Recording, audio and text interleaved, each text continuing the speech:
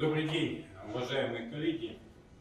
В этот замечательный солнечный день мы чествуем сотрудников, особо отличившихся по итогам служебной деятельности за 2024 год.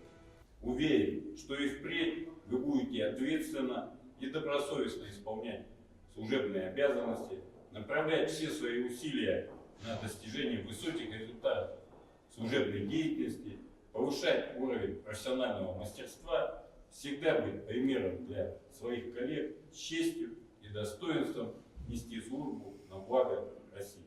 От всей души поздравляю вас с знаменательным событием в вашей жизни. Искренне благодарю за службу, за мужество, самоотверженность, профессионализм. Занести на доску почета МВД России по Приморскому краю фамилии полковника полиции Бакланова Дениса Васильевича, начальника МВД России по городу Владивостоку.